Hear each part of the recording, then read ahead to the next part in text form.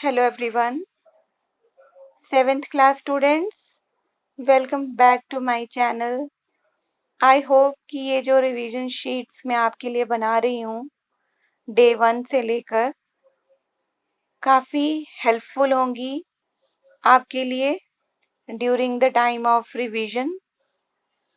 इसी सीरीज को आगे ले जाते हुए today I am going to provide you revision worksheet for day 5 and your chapter is chapter 5 acid, bases and salts.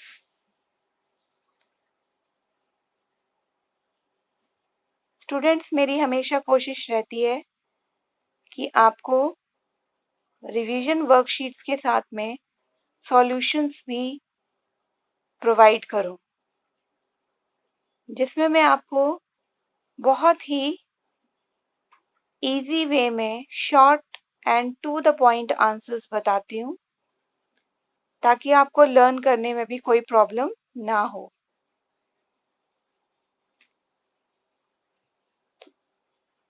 Question 1 है आपका, you have to define basis. Basis क्या होते हैं? Just write down their definition. In question number 2, beta, you have to answer that what are indicators?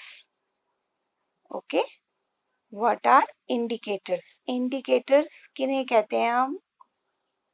आपने इस chapter की video भी सुनी होगी, जिसमें मैंने आपको चैप्टर बहुत अच्छे से एक्सप्लेन किया है। अगर आपने नहीं सुनी है तो आप मेरे चैनल को सब्सक्राइब कीजिए और वहां पर आपको एसिड बेसिस एंड सॉल्ट्स की फुल एक्सप्लेनेशन मिल जाएगी।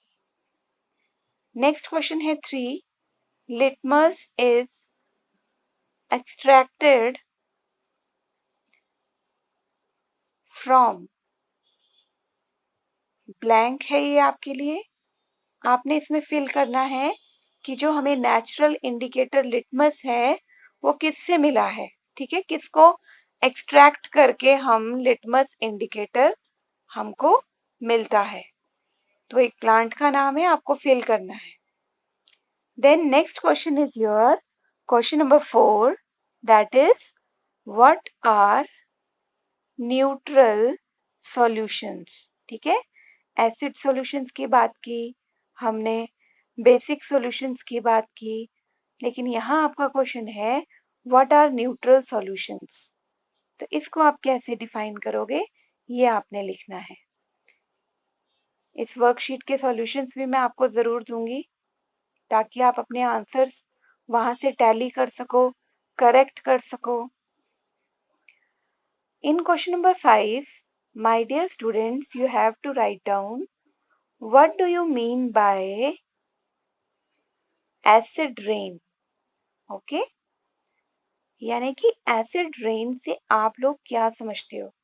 ये क्वेश्चन आपका बहुत इंपॉर्टेंट है, क्लास 10th में भी है, केमिस्ट्री के चैप्टर में ये। So you have to write down what do you mean by acid rain.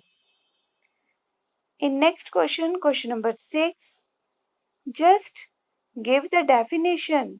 Okay, you have to define neutralization, कि ये न्यूट्रलाइजेशन जो टर्म है इसका क्या मतलब है। Okay, this is again very important question. Next question number 7,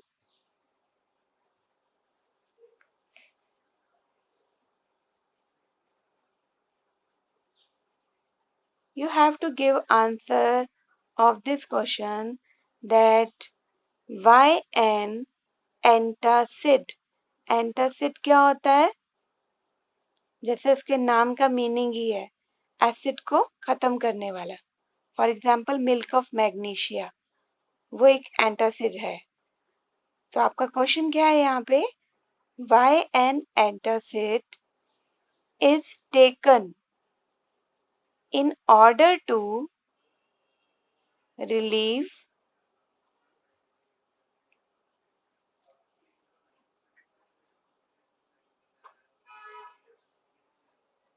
indigestion, है ना, खाना हमें डाइजेस्ट नहीं होता जब, तो डाइजेशन प्रॉपर हो, इनडाइजेशन से हमें मुक्ति मिल जाए, उसके लिए हम एंटासिड ही क्यों लेते हैं, ये आपको रीजन देना है। Next, in question number 8 you have to tell what is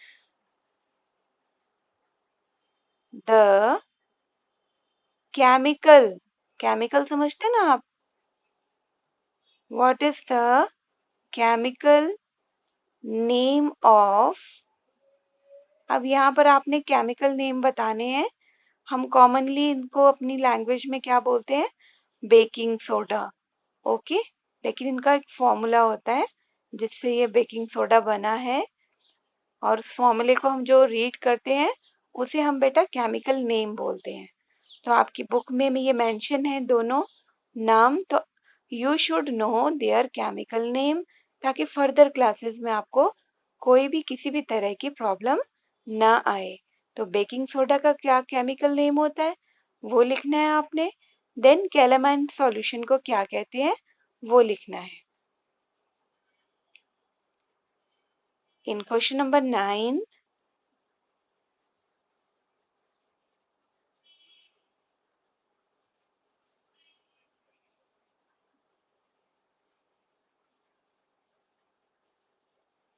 you have to tell, okay, which word comes in this given blank. Red litmus turns dash in basic solutions, यानी कि आपका जो रेड लिटमस पेपर है, indicator है natural, वो basic solution में कौन से कलर में टर्न होगा, ओके। तो this is your question number 9। Now next is question number 10। अब 10th क्वेश्चन में आपसे पूछा जाएगा फिनोल्फिथिलीन, मेरे साथ बोलेंगे क्योंकि आपके लिए नया वर्ड है, ये सिंथेटिक इंडिकेटर है, नेचुरल नहीं है, मैन मेड है।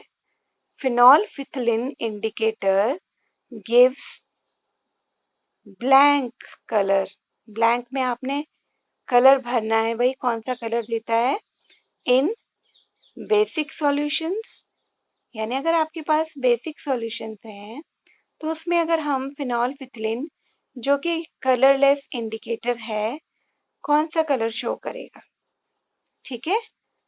एंड एक और पार्ट मैं दे रही हूं इसके साथ, इट रिमेन्स अगेन ब्लैंक